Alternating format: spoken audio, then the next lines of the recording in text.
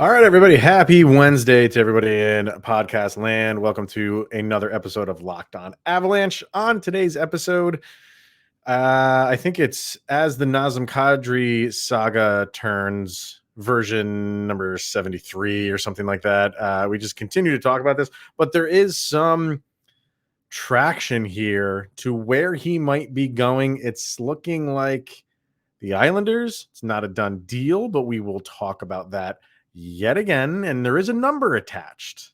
What we said the other day isn't necessarily the case. We'll talk about that. We're also hearing a big number for what Nathan MacKinnon wants. He wants to be the highest paid player in the league. Is he deserving of that? And we have two grades to get to. We have Darcy Kuemper and the captain, Gabe Landeskog. So let's get to it. You're Locked On Avalanche, your daily podcast on the Colorado Avalanche. Part of the Locked On Podcast Network, your team every day.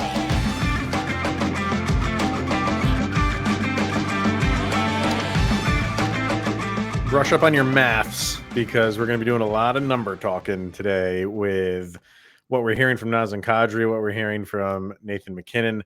It's what happens when you got people who are free agents or soon to be. And we have maybe a little bit of clarity on specifically Nazem Kadri. But first things first, thank you for making this your first listen of the day. We are the Locked On Avalanche podcast, and we are part of the Locked On Podcast Network, your team every day. You can follow us on our social media outlets, LOPN_Avalanche on Twitter, Locked On Avalanche on Instagram. Questions, comments, concerns, opinions, lockedonavalanche@gmail.com, and follow us on our YouTube channel over on YouTube. Hit subscribe, get notified when a new show goes live. So we've been talking a lot about Nazem Kadri, understandably so. He's like the last piece of the puzzle for a lot of teams, including the Colorado Avalanche. If you've been listening to us day in and day out, the latest has been Avalanche and Islanders. And a lot was said yesterday on Tuesday that it's all but a done deal with the Islanders. And they just are waiting to announce it now. It's not even like they have to move money around, which is odd because I haven't seen any moves come from them. So maybe they're announcing everything. Let me go to their cap friendly quickly. But they found it under their pillow. I mean, is this just like it could be a Vegas thing where they just announce everything at once? Let me go to their. Well, all right, let's talk about. Well, no, they have 11.1 in cap space, so they don't need to do anything. If they don't want to, they can just sign them tomorrow. Mm-hmm. The deal that is being thrown out there, 7 years, $7 million per year. And we had just spoke the other day. That was Nazem Kadri holding firm on his $9 million a year. None of this is set in stone, so we don't know yet. But the answer to that, if this is true, is obviously no. So first talk, like if this is done to the Islanders for $7 million, 7 per year, how do you feel about that? Do you feel like the Avalanche could have done something to match it? Where's your emotion right now being the Mr. Nazem Kadri fan?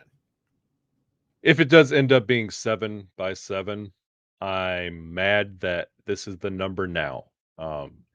This is what you wanted to hear right out of the gate for Naz. This is something we could have done.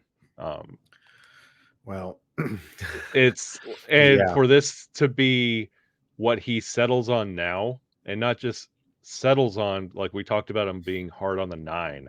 And then if you settle for 7 by 7 to go to the Islanders, it's going to sting just a little bit, but yeah, I'm not going to be pleased. I'm not going to be pleased. I won't either, because he has said, and he was on record by saying he would give the Avalanche a little bit of a hometown discount. Okay, fine. I don't want to hold you to that, but you said it. Yeah. So if he does go there for 7, what's a hometown discount? Anything below that, I'd be happy with for a hometown discount. If you give me 6.5, I'd be happy with that. And if the Avalanche couldn't have pulled that off, again, this is all speculation until something gets signed. Yeah. And we've been surprised before. So I am not going to say this is all written in pen until I actually see it reported by multiple outlets and it's out on, social media and the team announces it. I'm not there yet, but this is what we have and this is what we have to talk about. If that's the case, if that ends up being the number 7 for 7, I won't be happy either, because you were throwing around who? JT Compher, and you're throwing around Sam Girard. I don't want to get rid of Girard. If they did it, we could have that conversation later. But if you have to get rid of JT Compher, who is, by the way, after this upcoming season, an unrestricted free agent, if you have to trade him to free up $3.5 million, which would give you more than enough to sign Nazem Kadri, why are you not doing that yesterday? Exactly. Like, even if the hometown discount becomes a 6x6, like, that still takes him to 37. And that's still a contract that's easier to move if things do go south. Like, if you want to if you're going to flirt with the idea of 7-7 to a contender in the Islanders, that's also up for debate. But if you want to give us a hometown discount 6x6, we can make that happen. Yeah. Like, if you wanted to stay on that 9 number and shop around for as long as you did, it feels a little kind of disrespectful for like what we could have done. Like, we've signed so many of those minimum deals, those $1,750,000 deals that we probably could have held off on. Mm-hmm. 7 would have gave me a little bit of pause. It really would have. I wouldn't have been happy about 7, but I would have been happy he would have been around for a while. But again, you would structure that deal the same way you structured Gabe Landeskog, because Gabe Landeskog's contract takes him into his late 30s, but his no movement clause and no trade clause are for the beginning, for the first 4 years of that. The end of that, you can move him around. You do the same thing with Kadri. Fine, you have him for 7 years, which takes him to 38, 39 years old. You don't really want to be paying a 38, 39 years old like Nazem Kadri. I think Gabe Landeskog is going to ride out that contract to the end. Yeah. For Nazem Kadri, it's a little bit iffy. I think you're going to get really good production for the next 4 to 5 years. And maybe the last 2 or 3 years might dip a little bit, but that's how you structure it then, if you don't feel comfortable about the back end of it.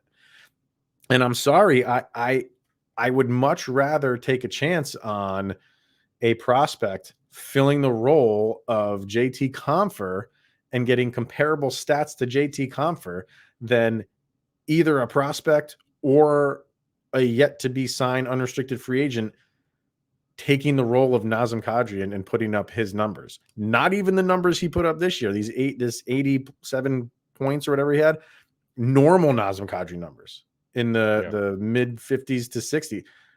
I'd be much more comfortable giving him the money and then letting a prospect try to match what JT Compher can do. We will see. But if this is it, I really want to hear from the Avalanche as to why they didn't pull the trigger on this. And my guess is the term. That's my guess. And if it is the term, that's understandable. You really don't want to have a 38-year-old making $7 million on the books and justifying letting either Girard or JT go for that. So that I can understand. But like you mentioned, if the hometown discount is maybe 1 less year, 1 less million, that one's a little bit easier to sit with. But 7-7 to the Islanders, and the way they play, you wonder if this is going to be something Lou Lamoriello is also going to be not too happy with later on down the road. Yeah. I'm wondering how much the Eric Johnson contract is giving the Avalanche, some trepidation here on signing, a guy that's doing a lot for you now and giving him a lot of money for his later years. They're not happy that they're paying Eric Johnson $6 million a year. Like they're happy with what he represents for the franchise, but he's what he's producing is not $6 million a year. But again, the difference here is he has a full no movement clause for the duration of that contract. So you learn from that. You say, okay, like you learn from it and you structure it where you can make moves and maneuver him if need be towards the end of it. It might be, they might be looking at it as, okay, but if we do move him, we're going to have to soak up some of that contract money because nobody is anybody going to want him? We don't know. Like, there's a lot of big question marks, but I don't know, man. I think you know what you have in him right now, and for the next handful of seasons, there's not going to be this big drop in production from him. I don't see on this team. So I think they're just afraid to pull the trigger on the term. That's my guess. So if it does happen, who do we got? Who's taking the role? This is where you would probably promote from within. Like, if you're going after the free agents, like if you want to list your top 5 free agent centers right now, I'm going to list you the list according to Cap Friendly right now. You have Nas at number 1, Victor Rask, Jay Beagle, Cody Eakin, Kyle Turris. That's your top 5. And the one that everybody's talking about is not even on your top 5. No. Everybody wants Evan Rodriguez. Yes. And I get that. But if you look at his numbers, he's almost like a mini Nazem Kadri. Yeah. His best season by far was this past year. And that's exactly what Nazem Kadri gave you. Nazem Kadri is much more of a producer than Rodriguez. Don't get me wrong. What I'm saying is everybody is looking at what have you done for me lately? And I think that's why a lot of people are not signing Rodriguez right now. It's not like he's all of a sudden just come onto the scene. You know, how old is he? He's got to be 27, 28. I got him right here. He was born in 93. So that makes him almost 30. Yeah. And his best year was his last year. So you're getting a lesser Nazem Kadri in terms of stats and what he's producing. So you're going to get him at a cheaper price if you want to bring him in. But I don't know, man. Like that, who's that second line? You're going to put Rodriguez, MacKinnon, and Rantanen? Oh. Or are you going to put Chuskin on that second line? I'll tell you this. If it is Newhook, if they do promote Newhook and say, you're it, kid, I'm putting Rantanen on that second line. Yeah. Yeah, I am. Absolutely. Absolutely. Especially with the way that and keep Val up at the top in some form or fashion. Yep. Just the way they play together. Mikko, I think, honestly, the conversation now, if the Nas news does turn out to be correct, Mikko's going to have to drop. There's going to have to be some adjustment with that 3-headed monster because the centers you have on roster right now, Nathan MacKinnon, Newhook, you got Darren Helm, and Cogliano. Like, you got your top 2, which say what you will about Newhook, but then you know what you're getting in Helm and Cogliano, and that's not an 82-game 3C, 4C. Mm-hmm. I don't know. It's going to be a big question mark for the Avalanche. We're back there. When we got Nazem Kadri, that solidified the 2C, and now if this does go through, obviously, we're back there again. So that'll be a question.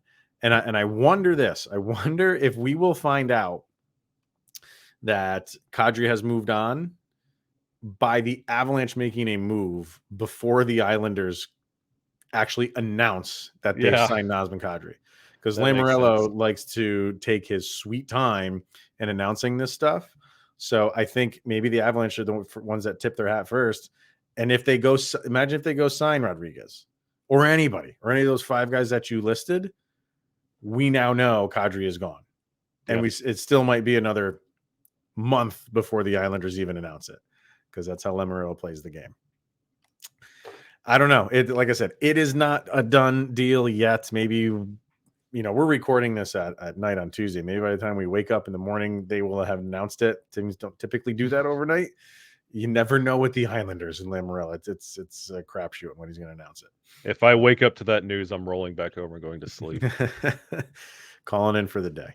Yep. All right. Let's hear from Athletic Greens, and then we will talk about a guy that the Avalanche are, in fact, trying to sign, another guy that they're trying to sign and keep around for a long period of time. And that is Nathan MacKinnon. But first, Athletic Greens. Kyle and I talk about this pretty much on the regular, and we're getting up there in age. I know I am. I mean, you're a little bit behind me, but you're gonna be at my point at some point in time. I'm a very old man, Chris. It's just a fact. And when you get older, you experience some gut health, and you want to take care of that. Especially, you want to take care of the gut. So what do? Athletic Greens. It's 1 scoop of this stuff in your morning glass of water, and you are getting 75 high quality vitamins, minerals, whole food source superfoods, probiotics, and adaptogens to start your day right. It's a special blend of ingredients to support your gut health, your nervous system, your immune system, your energy, focus, recovery, everything. Athletic Greens was started when the creator had some gut health issues of his own, and he was on a complicated supplement routine to recover. It cost him over $100 a day, where Athletic Greens, which he created, can cost you less than $3 a day. It's cheaper than your coffee and cold brew habit. So right now it's time to reclaim your health and arm your immune system with a convenient daily nutrition. It's just 1 scoop in a cup of water every day, and that is it. No need for a million different pills and supplements to look out for your health. And I gotta say, this stuff tastes good. It really does. Yeah, honestly, it has the look of, I don't want to drink that. It's that, it's like a dark green. It's almost like you're taking a handful of grass and just blending it up, but it doesn't taste like that. It has a really good fruit juice flavor to it. So if you're not the vegetable type, you're going to be in good hands with Athletic Greens. So go to athleticgreens.com/NHL network. Once again, athleticgreens.com/NHL network, and you'll get you're going to give you a free 1-year supply of immune supporting vitamin D and 5 free travel packs with your first purchase at athleticgreens.com/NHL network. All right. So we got some news. It came from a couple sources, but I think the first one to talk about it was Adrian Dater. And he had a story up about how Nathan MacKinnon is going to be looking to be the highest paid player in the league. And right now, that distinction belongs to Connor McDavid. So, and Connor McDavid is making 12.5 per year, well, AAV per year. We have 1 more year left on quite possibly the greatest contract in sports history for a superstar player. Where he's making just over $6 million a year. A lot of numbers are getting thrown around with him as to what it will be. A lot of people are hanging on to those words that he said of, "I'll take less again." So much has changed since he said that. I think he does want. I think so many players have been signed since he uttered those words a couple years ago now. And he's seen these players get signed left and right, maybe for dollars amount that they shouldn't be. And I think that's nobody's going to hold him to that. Nobody is. So my question to you is, what is the number?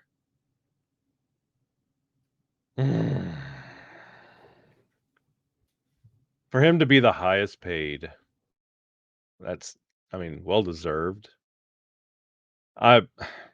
I'm still struggling with this because I'm one of those that was expecting him to kind of, go back to what he said and, play a little bit closer. But if he's wanting to go that high, are we going to be okay with 12 million, 12 and a half?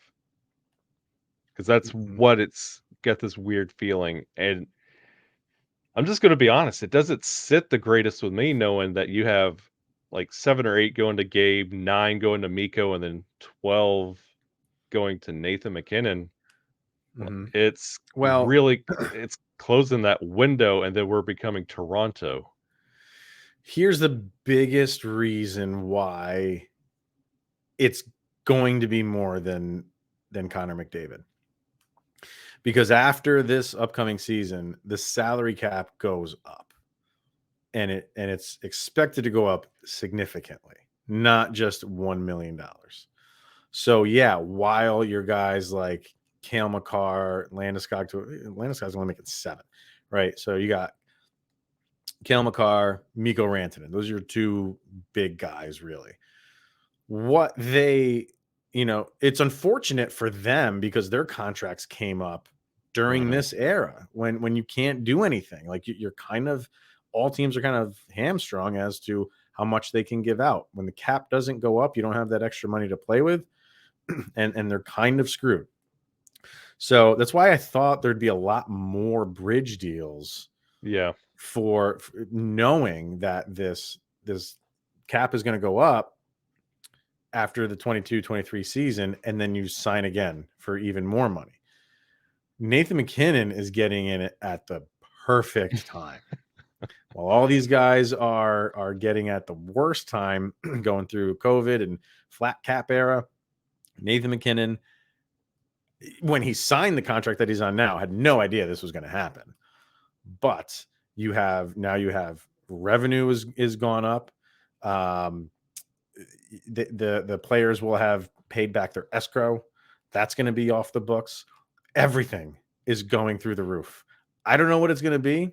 I don't know how much, but it will be enough for the Avalanche to give Nathan MacKinnon an extraordinary amount of money, and they are going to do it. He is one of the best players in the league, a top 3 player in the league, if you ask me. And you even throw Cale Makar in there. The Avalanche probably have 2 of the top 3 players in the league. And I think because of the arrival of Cale Makar, people have like kind of taken their foot off the gas with Nathan MacKinnon. He's a beast. He is incredible. And we can't forget that. And he is going to get paid like it. I'm telling you right now, Connor McDavid at 12.5. You are going to see Nathan MacKinnon, if everything happens the way it's supposed to go with the cap going up, Nathan MacKinnon is going to be in the 13 to 14 range without hesitation. And they will be able to afford it because you've made all of these moves knowing everybody's always like, oh, the $6 million is coming off for Eric Johnson. That's true. Sure. Give him that. So that brings him up to like 12.2. Add another $2 million to that. I'm telling you. It is going to happen. He's going nowhere. The Avalanche will get this done. I think a big reason why it's not happening is because they don't know what the cap is going to go up to. They should know that maybe around like the All-Star break of next year. Sometimes that gets announced. And as soon as that happens, you will see Nathan MacKinnon signed maybe 24 hours after that fact. Mark my words. Yeah, I'm going to love the fact that we have him long time. Like he's going to be pretty much an Avalanche for life. That's going to be great. That's what you want for Nathan MacKinnon and his journey. It's just we've gone from being like that league where everybody kind of laughs at our contracts to respectable contracts being thrown out, and Nathan MacKinnon's going to be one of the first. It's just an adjustment period where we're going to have to sit there and look at that number, like the Ilya Kovalchuk contracts, where you're looking at it, you're like, okay, sure, let's go ahead and put that up there. But like, yeah, it's going to be great. It's going to be something that the Avalanche will have to manage for years to come, and it's going to be interesting to see how we play with the rosters from this point forward.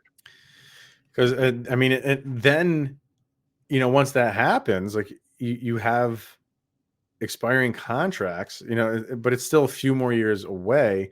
I mean, what are you going to give Mikko Rantanen when his contract is up? You know what I mean? And then Cale Makar. I mean, Mikko Rantanen.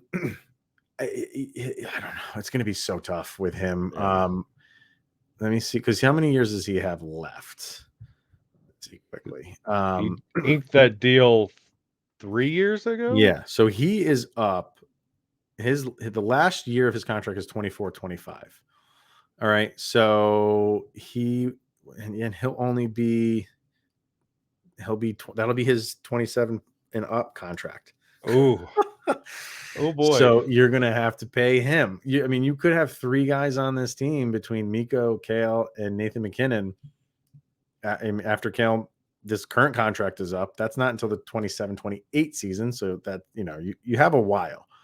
But at some point in time, all 3 of those guys are going to soak up a lot of money. But you also have to think by the end of Makar's contract and Rantanen's contract, the cap is just going to keep going up. Yeah. And, with this contract with ESPN and TNT, things are looking good for the league.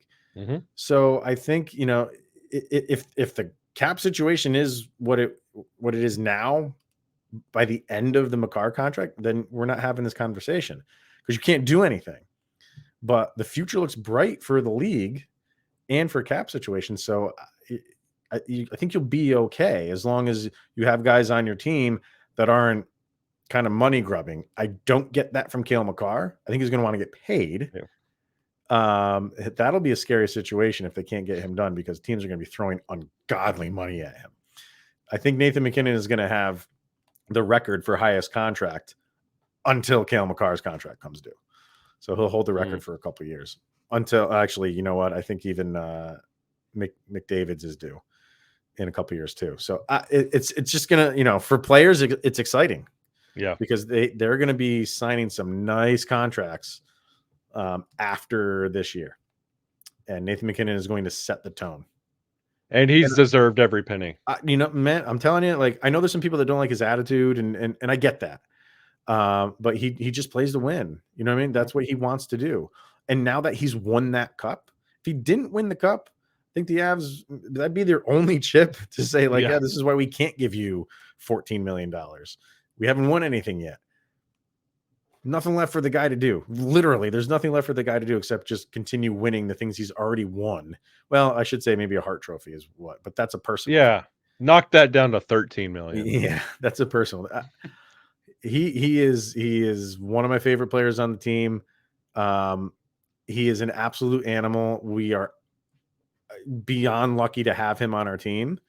And you can't forget how incredibly awesome he is. Yeah. And what he means, and he's going to make the money. It's going to happen. So be prepared for it. All right. 2 grades to get to with Darcy Kuemper and Captain Gabe Landeskog. But first, betonline.net. Well, there we go. It's the fastest and easiest way to check in on all of your betting needs on all your favorite sports and events at the #1 online source for odds, lines, and games. You have reviews and news for every league, including Major League Baseball, the NFL, the NBA, NHL, esports, golf, and what's the other one, Kyle? Combat sports. Combat. Oh, I love how you did that. BetOnline continues to be. You maybe want to do like up, left, left, right. I thought I was playing a video Konami game. code. There you go. BetOnline continues to be the top online resource for all your sports wagering information. From live in-game betting scores and podcasts, they have you covered. Head to BetOnline today or use your mobile device to learn more about the action that is happening at betonline.net, where the game starts. 2 grades to get to, my friend Darcy Kuemper and Gabe Landeskog. We do it alphabetically. We will start with Darcy Kuemper. Across the board B's for him from the people of social media, pretty handily too. I thought a lot of people would kind of fade on him because the vote for him didn't come in until after he signed away. He left to go to Washington, so I thought people would be kind of ding him for that. In addition to his postseason play, but they didn't. I think they held firm at a solid B across the board on social media. What do you give him? I give him a flat B. For everything I've said about Darcy Kuemper in my life, he outperformed. His regular season was really good. He put us in a really good spot for the year. Granted, you wanted to see a little bit better out of him in the postseason, but my goodness, we won a cup, and he was one of the reasons we won a cup. Wins are a team stat. Darcy Kuemper is a team guy. He's a flat B. Yeah, I agree with that. I would give him a B. Honestly, hovering on B- because he didn't have the best postseason. And was it because of the eye? Probably. I think some of that comes into play. And you can take that one of 2 ways. You can be like, well, his eye was hurting him, so he didn't play the best. Okay. He won the cup that way then. Exactly. You can take that the other way as well.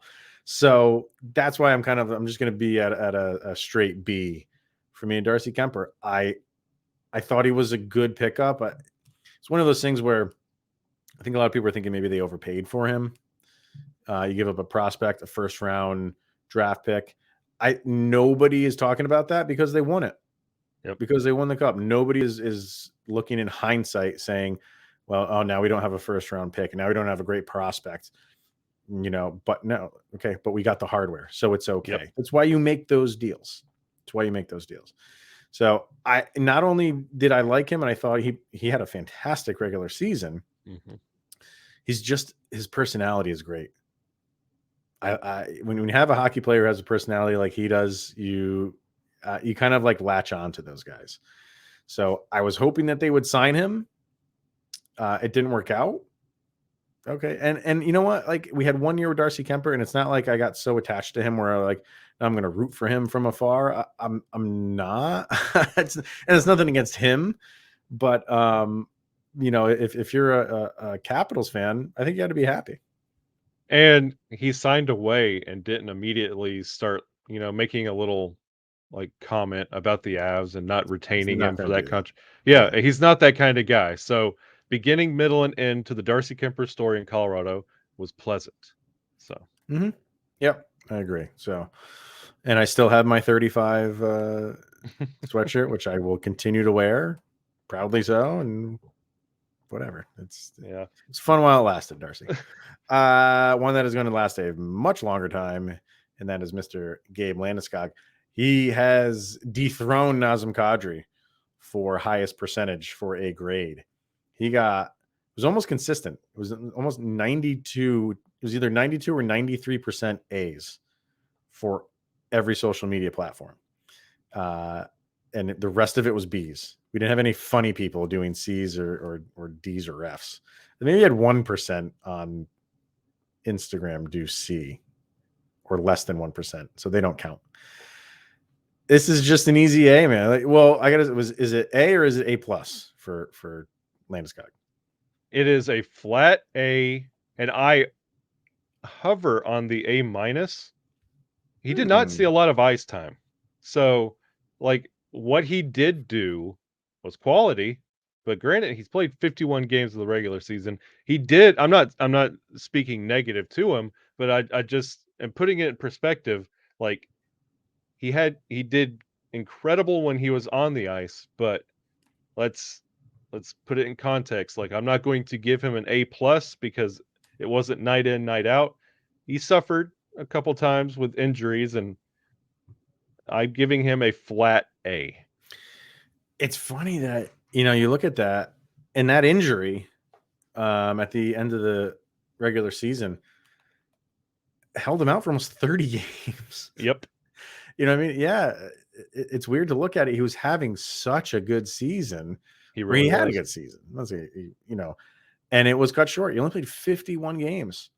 So, I got to give him an A.